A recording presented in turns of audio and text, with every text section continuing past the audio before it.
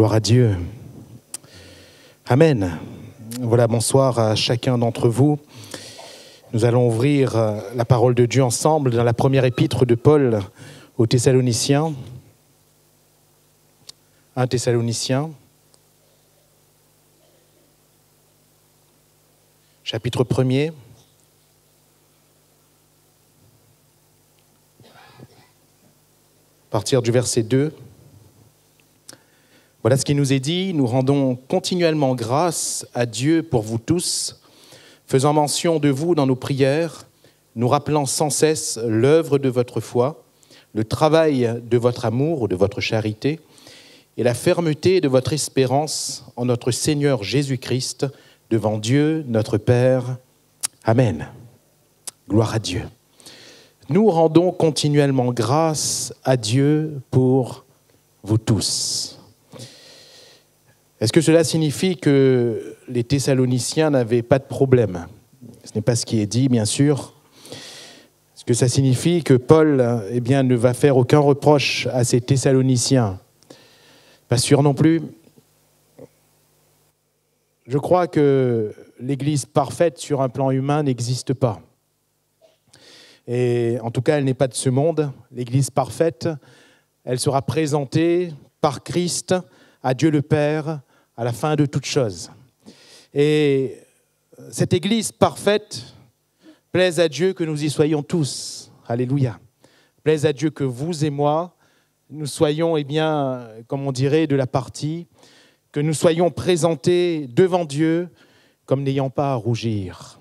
Oh, il nous tarde, bien sûr, que le jour de ce glorieux avènement arrive et arrive au plus vite. Paul va dire, cependant, nous rendons continuellement grâce à Dieu pour vous tous. Pour vous tous. Alléluia. Et il est bon pour nous de rendre grâce à Dieu. Pour nous tous, de rendre grâce à Dieu pour chacun de nos frères, chacune de nos sœurs. De rendre grâce à Dieu pour l'Église. De ne pas s'arrêter à quelques défauts, de ne pas s'arrêter à quelques problèmes, à quelques difficultés, aussi lourds soient-ils, mais de toujours rendre grâce à Dieu. Il est bon de rendre grâce à Dieu, je le crois, non pas seulement pour les gens, non pas seulement pour les frères et les sœurs, mais il est bon de rendre grâce à Dieu pour toutes choses. Pour toutes choses. En toutes choses, pouvoir rendre grâce à Dieu. Se rappeler que le peu que nous avons, non pas se dire Seigneur, à cause de ma point plus, mais dire Seigneur, merci déjà pour ce que j'ai. Merci déjà pour ce que j'ai. On a toujours tendance à vouloir plus. Mais Paul a dit, j'ai appris à être content dans l'état où je suis. Alléluia. J'ai appris à être content. Rendre grâce à Dieu. Rendre grâce à Dieu. Et c'est ce qui devrait nous qualifier tous.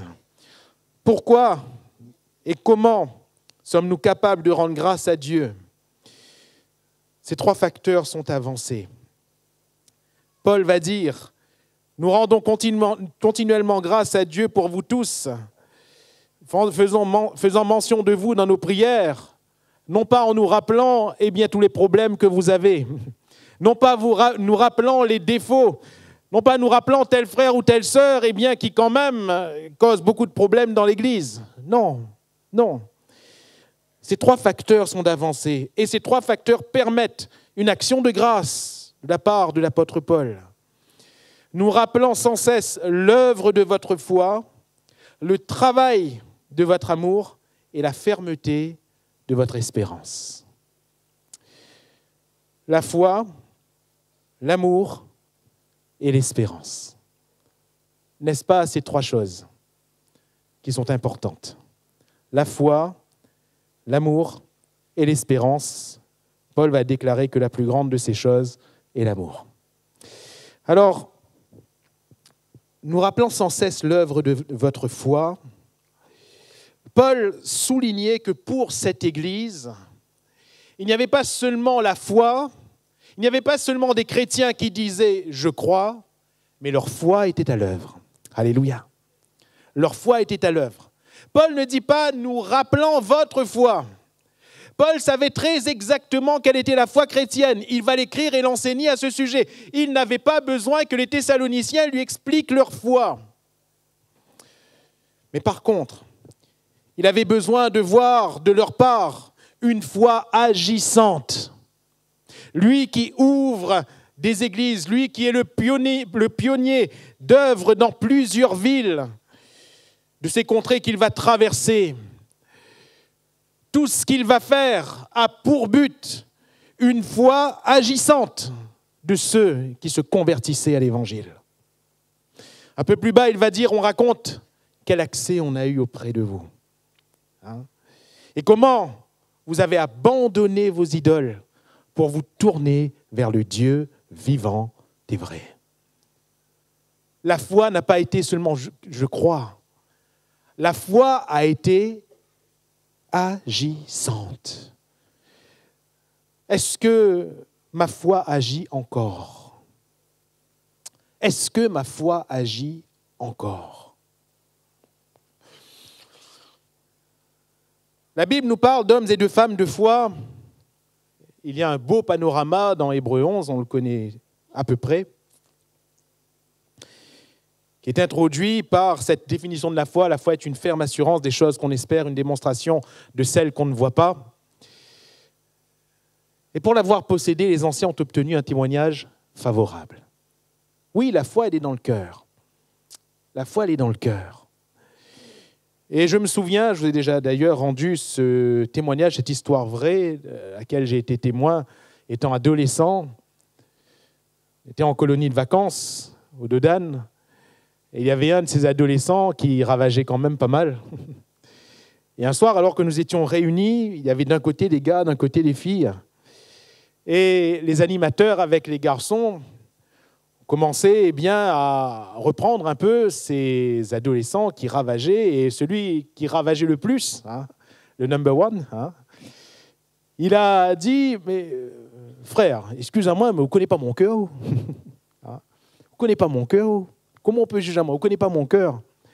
Et l'animateur, avec beaucoup d'amour et beaucoup de sagesse, l'a regardé en disant, peut-être que je ne connais pas ton cœur, mais la bouche parle de l'abondance du cœur. La bouche parle de l'abondance du cœur. Personne ne connaît notre foi, effectivement, mais notre foi, elle est agissante. Alléluia. Notre foi, a une œuvre, a un fruit. Est-ce que ma foi agit encore ? Est-ce que ma foi agit encore? La Bible nous dit que nous disons, nous croyons en Dieu, nous faisons bien. Mais les démons aussi, ils croient et ils tremblent. Et Jacques va dire, mais montre-moi ta foi par les œuvres, sans les œuvres. Moi, je te montrerai, ma foi par mes œuvres. La foi agissante. La foi agissante. Alors, qu'est-ce que la foi agissante? L'auteur de l'Épître aux Hébreux va dire à chaque fois, c'est par la foi qu'un tel ou qu'une telle a fait. Alléluia. C'est par la foi. C'est par la foi qu'Abel, a offert à Dieu un sacrifice plus excellent que celui de Caïn.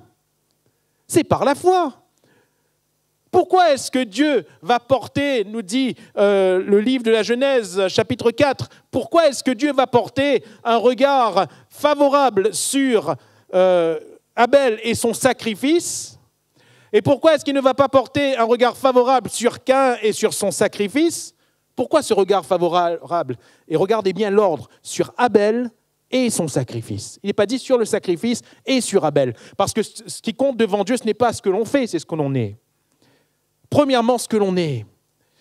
Il portait un regard favorable sur Abel et son sacrifice. Pourquoi? Parce qu'il y avait dans le cœur d'Abel ce qui lui rendait agréable à Dieu. De la même manière que nous, frères et sœurs, c'est la foi dans notre cœur qui nous rend agréable à Dieu. Et si nous agissons par la foi, notre œuvre est agréée. Alléluia. Notre œuvre est agréée. Et quelle a été la foi d'Abel? Quelle est la foi agissante? La foi agissante ne me fait pas dire, je vais faire ceci ou cela pour le Seigneur. Ça, ce n'est pas la foi agissante. N'importe qui peut faire ceci ou cela, on est d'accord. Il suffit d'en avoir les capacités, il suffit d'en avoir les moyens, il suffit d'en avoir la possibilité. Mais n'importe qui sur la terre peut dire « je vais faire ceci ou je vais faire cela ». Et nous pouvons dire « je vais faire ceci, je vais faire cela pour le Seigneur ». Ce n'est pas la foi. La foi, c'est quoi? La foi, c'est quoi? La foi, c'est « je vais faire ceci ou cela en obéissance à Dieu ». Alléluia. En obéissance à Dieu. Or, la foi vient de ce qu'on entend. Ce qu'on entend de la parole de Dieu. Amen. La foi donc ne s'invente pas. La foi agissante ne provient ni de nos efforts, ni de nos sentiments, ni de nos pensées. La foi agissante vient de la parole de Dieu. On entend, on croit et on agit. Alléluia. La parole de Dieu. Alors, où était la parole de Dieu concernant Abel? C'est très simple à comprendre. Vous avez déjà posé la question, pourquoi Abel offre-t-il un agneau? Pourquoi Abel offre-t-il un animal? Il voit bien que son frère offre des fruits. Et on va dire, mais en quoi la foi les démarque? Abel est berger, Caïn, il est agriculteur, chacun fait ce qu'il peut avec ce qu'il a. En quoi la foi les démarque? La foi vient de ce qu'on entend. Et l'auteur de l'Épître aux Hébreux dit bien, c'est par la foi qu'Abel. La foi se base sur quoi? Eh bien, tout simplement sur cette transmission orale des parents de Caïn et Abel. Et on voit là Adam et Ève en train de parler à leurs enfants, d'enseigner, d'éduquer leurs enfants sur ce qui s'est passé dès le départ. Comment ils étaient dans ce jardin magnifique, de la présence de Dieu, comment le Seigneur venait chaque jour et partageait avec eux cette communion. Comment ils vivaient dans les délices, comment ils pouvaient manger de tous les arbres, comment ils jouissaient d'une harmonie et d'un bonheur parfait. Et comment la tragédie est venue, comment ils ont désobéi à la parole du Seigneur. Et à partir de là, maman, papa, qu'est-ce que l'Éternel a fait? Eh bien, l'Éternel nous a prononcé toutes les malédictions à cause de notre désobéissance. Et nous avons été chassés dans sa présence. Mais avant d'être chassés dans sa présence, vous savez ce qu'il a fait? Non, papa, non, maman, qu'est-ce qu'il a fait? Eh bien, il a pris une peau d'animal et il a revêtu notre nudité. Il a recouvert notre nudité, notre honte. Votre honte? Oui, notre honte. Parce qu'au moment où on a désobéi, on a ressenti cette honte. On a ressenti cette nudité qu'on ne ressentait pas avant. On a ressenti cette honte qu'on ne ressentait pas avant. Peau d'animal, où est-ce qu'il a trouvé ça, papa, maman? Eh bien, c'est très simple. 1 + 1 = 2. La peau d'animal n'a pas été créée toute seule. Il y a eu un animal qui a été sacrifié dans ce jardin. La foi vient de ce qu'on entend. Et Abel, certainement que cela l'a marqué. Et certainement que ce jeune homme va se dire, mais comment être agréable à Dieu? Qu'est-ce que je vais bien pouvoir offrir à Dieu? Qu'est-ce qui lui plaît? Sinon, ce qu'il a fait lui-même. Mes frères et mes sœurs, ainsi notre foi nous poussera toujours dans les valeurs de Dieu. Notre foi nous poussera toujours dans ce que prône la parole de Dieu. Et pas autrement. Notre foi nous poussera toujours dans la sainteté de Dieu. Notre foi nous poussera toujours dans la fidélité de Dieu. Notre foi nous poussera toujours dans toutes ces valeurs de Dieu qui sont prônées. La foi de Noé, quelle fut-elle? Eh bien, Dieu lui a dit, il va y avoir le déluge. C'est quoi le déluge? Il n'avait jamais vu. Il n'avait jamais vu. L'eau qui tombe du ciel, ça n'était jamais arrivé. C'est quoi ce déluge? C'est quoi ce déluge? Il n'a jamais vu, oui, mais il a cru. Alléluia. Heureux ceux qui n'ont pas vu et qui ont cru. Ils n'ont pas vu. Croire en quoi? Croire dans ce qu'ils entendent. Alléluia. Croire dans la parole de Dieu. Mon frère, ma sœur, le seul support de la foi est la parole de Dieu. Le seul support valable de la foi valable est la parole de Dieu. Sinon, la foi, elle est fausse.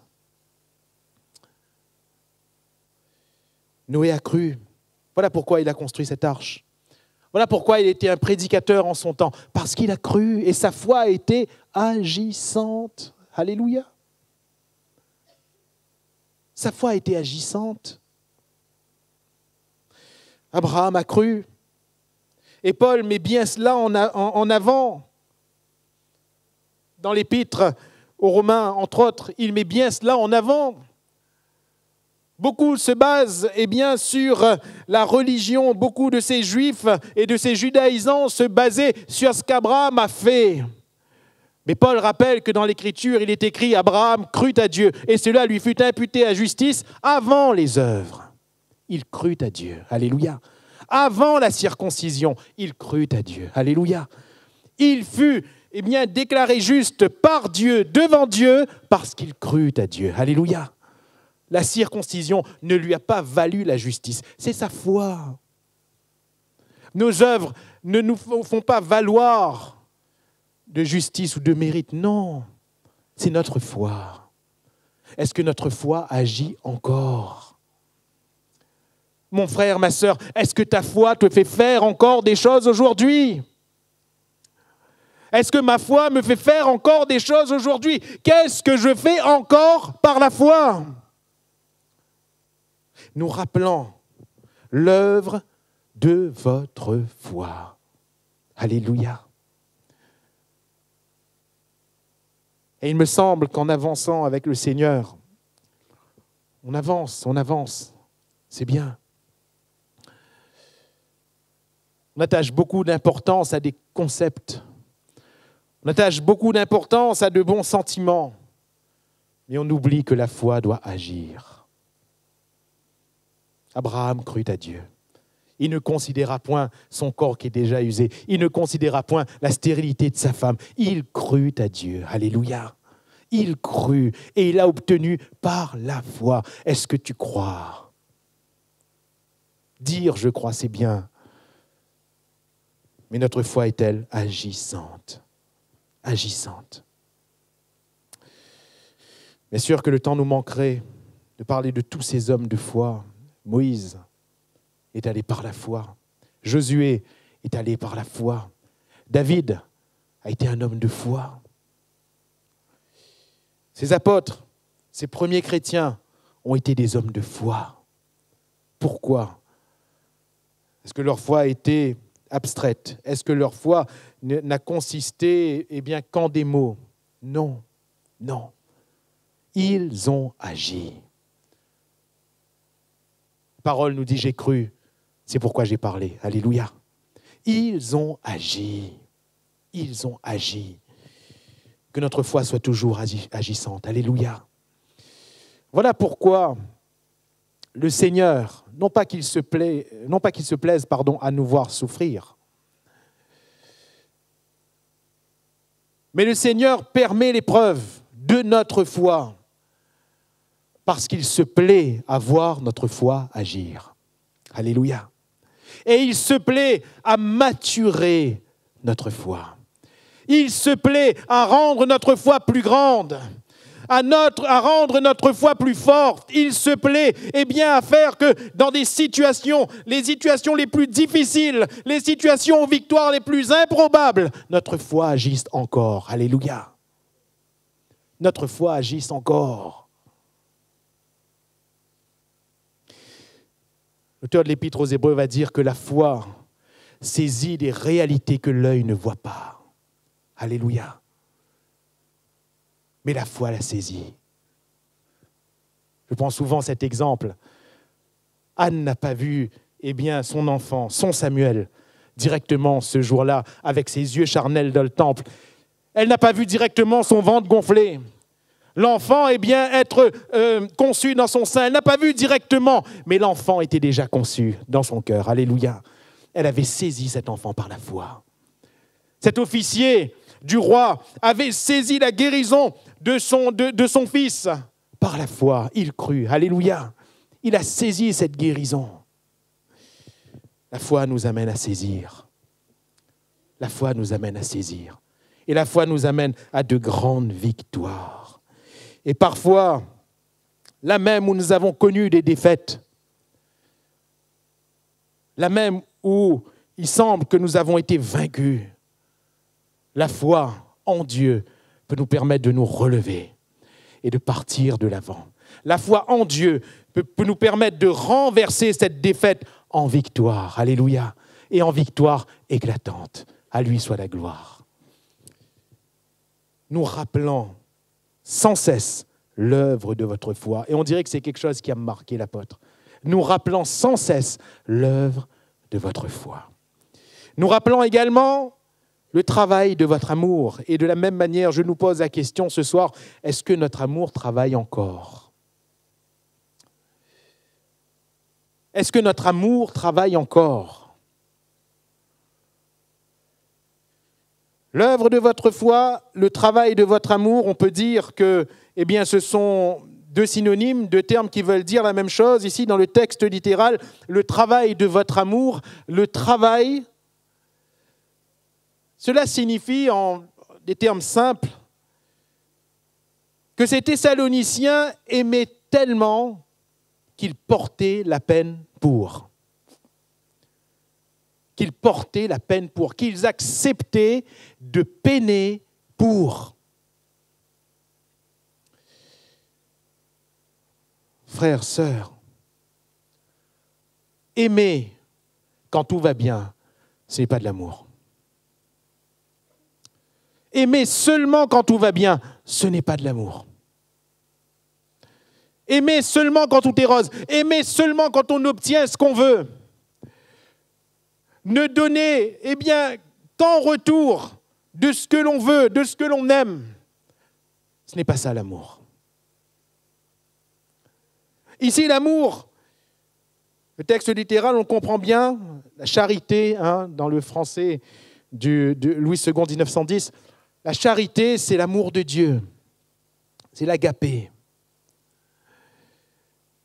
Et nous voyons que Dieu, depuis l'origine, il porte la peine pour chacun de nous. Il nous aime tellement. Alléluia. Dieu a tant aimé le monde. Et quand il dit que Dieu a tant aimé le monde, il y a eu le travail de cet amour. À savoir qu'il a porté la peine pour nous. Jésus-Christ est venu. Il a porté la peine pour nous. La Bible nous dit qu'en voyant la foule, il fut ému de compassion. Il a porté la peine de cette foule. Parce qu'ils étaient comme des brebis qui n'avaient pas de berger. Des brebis errantes. Des brebis qui étaient sans direction, sans but. Mes frères et mes sœurs, je répète cette question. Est-ce que notre amour travaille ? Posons-nous peut-être une question plus simple. Ce soir, nous sommes là, vous et moi. Pourquoi portons-nous la peine de notre cœur ? Quels sont les objets de notre peine ? Et nous connaîtrons l'objet de notre amour. Il y en a qui ne portent la peine que pour leur travail. Ce n'est pas mauvais en soi. C'est bien, il faut en avoir le souci. Mais est-ce que le travail est devenu l'objet de notre amour ? Il y en a d'autres qui ne portent la peine que pour leur réussite. C'est bien de faire tout pour réussir. Je ne dis pas que c'est mauvais. Mais est-ce que la réussite est devenue l'objet de notre amour ? Ici, de quel amour s'agit-il ? Vous lirez Ce 1 Thessaloniciens, chez vous, elle est très courte cette lettre, mais pas moins belle. L'amour de ces Thessaloniciens s'est manifesté pour Paul, pour ceux qui travaillaient avec Paul, et également pour toute l'Église avec un grand E. Voilà, en quelques termes, l'objet de leur peine. Ils portaient la peine de l'œuvre de Dieu. Ils portaient la peine des frères, des sœurs. Ils portaient la peine des âmes perdues. Ils portaient ces peines-là dans leur cœur. Et de cette manière, Paul est en train de dire, vous aimez de l'amour de Dieu. Alléluia. Vous aimez de l'amour de Dieu et votre amour travaille. Alléluia. Votre amour travaille. Et c'est là où nous pouvons rapprocher de l'expression œuvre de votre foi. Parce qu'il y a dans leur cœur, l'amour de Dieu, cet amour se manifeste en œuvre. Cet amour se manifeste en œuvre. Est-ce que notre amour travaille encore? Est-ce que nous aimons Dieu? Jusqu'à quel point l'aimons-nous? Oh, nous sommes dans deux concepts très, très voisins. L'œuvre de votre foi, le travail de votre amour, c'est très proche.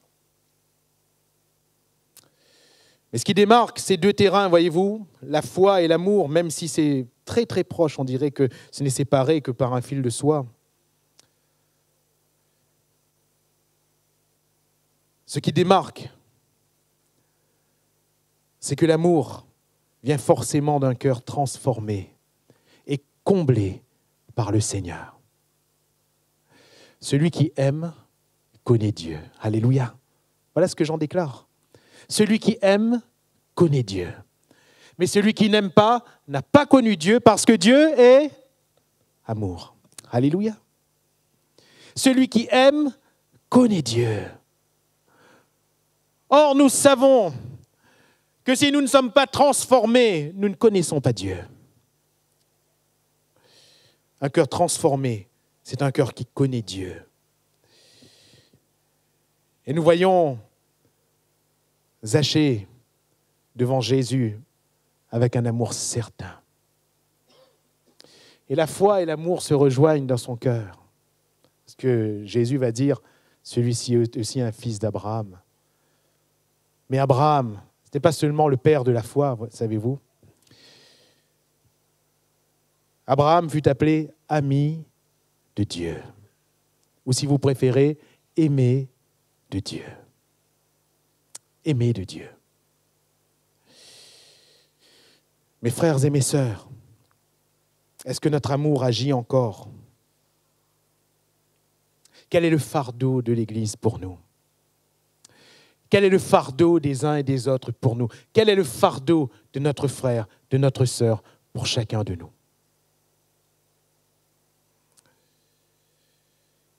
Parfois, on ne fait pas grand-chose. Vous savez, parfois, on se sent bien impuissant devant telle ou telle situation. Nous n'avons pas la possibilité, nous n'avons pas les moyens. Parfois, on marche sur des œufs. On a peur de dire un mot qui peut heurter, qui peut blesser. C'est bien. Mais déjà, notre amour, vous savez où il peut travailler? Dans la prière. Dans la prière. Est-ce que nous prions pour nos frères et pour nos sœurs? Est-ce que nous prions? Vous savez, parfois les mots ne peuvent pas grand-chose. Mais là où les mots directs avec la personne ne peuvent pas grand-chose, la prière peut tout. La prière devant Dieu, l'intercession devant Dieu, ça peut tout. Ça peut tout. Si on aime vraiment, on prie. Alléluia. On prie. Vous avez remarqué comment on prie pour ceux qu'on aime, hein? Vous avez remarqué quand celui qu'on aime, celle qu'on aime est affecté, combien on prie? Et parfois même, quand on voit la situation ne pas se résoudre, on va demander de l'aide dans la prière parce qu'on aime cette personne. n'arrive pas à voir cette personne souffrir davantage, on aime cette personne. Alors on se sent impuissant, on se sent incapable de faire quoi que ce soit dans la situation, mais on prie et on demande de l'aide dans la prière. Mes frères et mes sœurs, la solution de cette équation, elle est simple. Si nous aimons l'Église, nous prions pour l'Église. Si nous aimons les frères et les sœurs, nous prions pour les frères et les sœurs. Si nous aimons les perdus, nous prions pour les perdus. Nous prions et nous prions encore. On ne se lassera pas de prier. Vous avez vu Abraham, comment il aimait Lot. Et comment mesurons-nous l'amour d'Abraham pour Lot? Regardez le temps qu'il passe devant Dieu pour intercéder. Seigneur, s'il y a 50 justes dans cette ville, tu l'as détruit, Seigneur? Et s'il y a 45? Et s'il y a 40? Etc., etc. Regardez le temps qu'il passe. Le temps qu'il passe dans cette prière, dans cette intercession. L'amour qui agit. Alléluia. Et enfin, la fermeté de votre espérance. La fermeté de votre espérance. Cela a marqué également l'apôtre pour qu'il cite cet aspect parmi les trois que nous soulignons. Qu'est-il en train de dire quand il parle de la fermeté de leur espérance? Il parle là encore d'une évidence. Paul n'est pas en train de faire de la poésie. Paul n'est pas en train de flatter en sortant quelques aspects de la vie chrétienne pour caresser ces Thessaloniciens dans le sens du poil. Pas du tout. Pas du tout. Paul est en train de mettre en avant ce qui est évident. Et ce qui est évident, c'est premièrement leur foi, deuxièmement leur amour et troisièmement leur espérance. Il ne s'agit pas ici, encore une fois, d'une théologie de l'espérance. Il ne s'agit pas ici de Thessaloniciens qui avaient compris l'espérance de l'Évangile. Mais il s'agissait des Thessaloniciens qui manifestaient l'espérance de l'Évangile. Comment manifestons-nous l'espérance? C'est quelque chose quand même d'intime, hein? Au même titre que l'amour, que la foi. L'espérance, c'est quelque chose d'intime. C'est quelque chose de succinct, de très très bien défini et découpé, l'espérance. On espère dans le Seigneur Jésus. Le psalmiste va dire « Mon espérance est en toi ». Pourquoi Paul parle-t-il de la fermeté de leur espérance? Eh bien, ça signifie tout simplement que dans ces temps de persécution pour les chrétiens, ces temps de persécution pour les apôtres,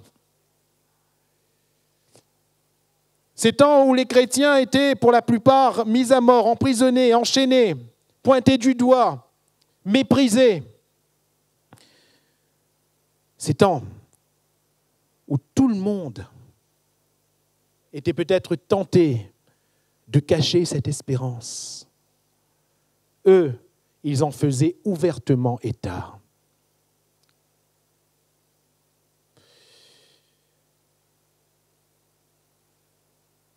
Comment faire état de notre espérance? Alors c'est simple. Face aux situations de la vie, dans les moments les plus difficiles, les plus noirs, les plus sombres, c'est justement à cette espérance que Satan veut toucher. C'est justement pour nous faire déchoir de l'espérance en Jésus-Christ qu'il veut nous faire tomber. Méchak, Shadrach, Abednego comprenaient bien la situation. Quand on les a pris, peut-être qu'ils avaient pensé être discrets ce jour-là, mais devant Dieu, ils ne voulaient pas se prosterner devant cette statue. Mais il y avait une masse, donc pour eux, dans la masse, peut-être qu'ils s'étaient dit, bon, ça ne va pas trop se voir, peut-être. Alors que tout le monde se prosternait, ils ne se prosternaient pas. Et malheureusement, on les a vus. Et on les a amenés, après avoir fait un rapport au roi, on les a emmenés devant le roi. Imaginez un instant la pression. Ils étaient devant le roi. Et le roi était en colère, il était furieux. Et il disait, ah bon, c'est comme ça? Vous ne voulez pas vous prosterner? Sous cette pression, peut-être qu'ils auraient plié. Peut-être que nous aurions plié. Peut-être que des hommes et des femmes auraient plié. Mais au lieu de cela, qu'ont-ils fait?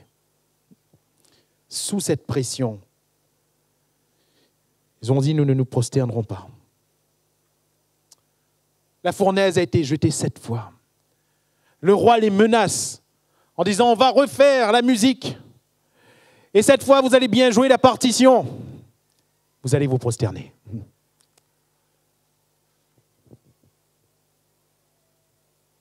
Qu'ont répondu Méchak, Shadrach et Abednego? Envoie ton musique. Joue de guitare. Joue le psalterion, joue la sambuc. Mais moi, je ne connais pas c'est quoi ces instruments. Hein, bon. Alors, joue. Fais ce que tu veux. Chauffe la fournaise 70 fois si tu veux. Fais ce que tu veux, roi. Nous ne nous prosternerons pas. La fermeté de l'espérance. Est-ce qu'il n'y avait pas de risque? Si. Il devait mourir.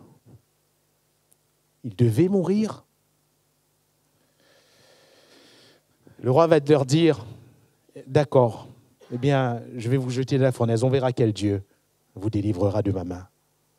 Et ils vont dire, roi, nous n'avons pas besoin de répondre là-dessus. Dans notre cœur, il y a une espérance. Alléluia. Cette espérance, elle est ferme. Elle est ferme. Dieu peut nous délivrer de ta main. Dieu nous délivrera de ta main. Mais s'il ne le fait pas, on va mourir. Mais on ne se prosternera pas quand même. Alléluia. On ne se prosternera pas quand même. La fermeté. La fermeté. Notre espérance se traduit par notre fermeté. Et cette fermeté est synonyme de droiture. Cette fermeté est synonyme de ne pas plier, de ne pas succomber, de ne pas céder à une pression ou à une autre. Notre Rédempteur est vivant, va dire Job. Mon Rédempteur est vivant. Quelle pression il a subi, Job. Je sais que mon Rédempteur est vivant. Il avait plein de choses. Ce qu'on lit dans son livre, dans ses vers, parce que ça va être de la poésie, tout ce qu'on lit nous fait dire que Job, il y a beaucoup de choses qu'il ne connaît pas. Il pose beaucoup de questions, il se pose beaucoup de questions, il pose beaucoup de questions à Dieu. Il n'a pas non plus les meilleurs conseillers en face de lui. Il est en train de dire, je ne sais pas beaucoup de choses, je ne comprends pas ce qui m'arrive, mais il y a une chose que je sais, c'est que mon Rédempteur est vivant et qu'il se lèvera le dernier. Alléluia. Il est resté ferme. Il est resté ferme. Daniel est resté ferme dans son espérance. Alors qu'il y a eu la menace, la loi du roi, il a continué d'ouvrir ses fenêtres en direction de Jérusalem et de prier l'Éternel. Alléluia. Il est resté ferme parce qu'il espérait en Dieu. On l'a pris, on l'a jeté dans la fosse au lion, ce n'était pas grave. Hein? Je ne sais pas si, en lisant ces textes, vous avez pensé que Daniel, il savait d'avance que l'ange allait venir fermer la gueule des lions, qu'il allait être tranquille dans la fosse. Moi, je ne vois pas cela et je ne pense pas cela. Hein? Je pense que quand on a jeté Daniel dans la fosse, il pensait qu'il allait mourir. Pour lui, c'était la mort. Mais même s'il fallait mourir, il restait ferme. Alléluia. Il restait ferme. Il restait ferme. Alors oui, Dieu a envoyé son ange. Alors oui, Daniel est ressorti indemne. Dieu est capable de grandes choses, de grands miracles, de grands prodiges. Mais notre espérance est-elle ferme? Je me souviens du témoignage de cet homme, de ce chrétien, qui travaillait dans cette boîte, peut-être que je vous l'ai déjà rendu, travaillait dans cette boîte, cette entreprise, travaillait au niveau de la comptabilité. Et alors qu'il travaillait au niveau de la comptabilité, d'autres employés qui étaient là ont dit « Allez, si on met en place telle ou telle magouille, on pourra prendre beaucoup d'argent pour nous. Allez, on va faire comme ça. » Et cet homme qui était chrétien, il va dire non, je ne peux pas faire ça. Alors ils vont dire allez, ils vont le flatter, ils vont lui mettre une certaine pression. Et lui, il va dire non, je ne ferai pas ça. Il va rester ferme parce qu'il espérait en Jésus. Alléluia. Comme Siméon qui espérait dans le royaume de Dieu. Il espérait en Jésus. Alors, ces hommes vont le calomnier et vont faire croire au patron n'importe quoi. Et ce chrétien va être renvoyé. Il a été juste, il a été droit, mais il va être renvoyé. Et quelque temps plus tard, l'un de ses employés qui a justement voulu magouiller dans l'entreprise avait quitté l'entreprise et allait ouvrir sa boîte. Il a contacté justement ce chrétien pour qu'il soit le comptable de cette entreprise qu'il allait ouvrir. Le chrétien lui arrive et lui dit « Mais pourquoi tu me prends moi ?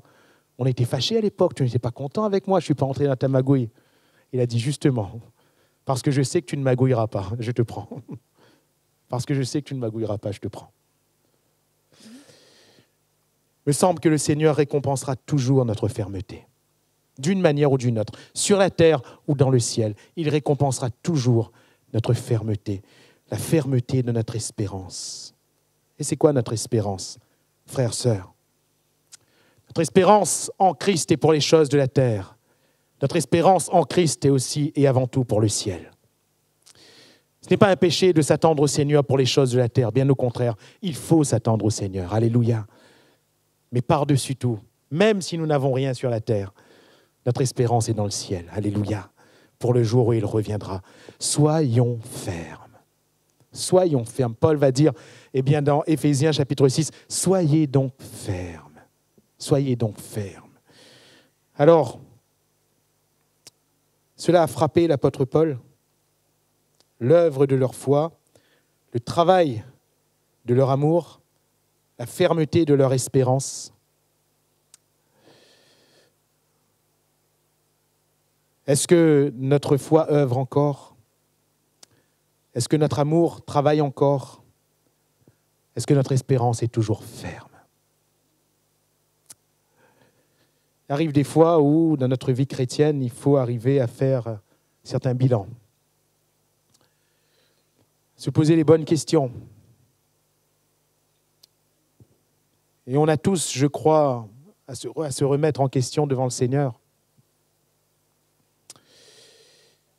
On a tous, je le crois, à faire des progrès devant le Seigneur. Mais dans ces temps qui sont difficiles, il y a des valeurs qui montent jusqu'au trône de Dieu. Il y a des fruits qui sont pour la terre, il y a des œuvres qui sont pour la terre. Mais il y a des valeurs qui montent jusqu'au trône de Dieu. Et les trois principales, elles sont là. La foi, l'amour, l'espérance.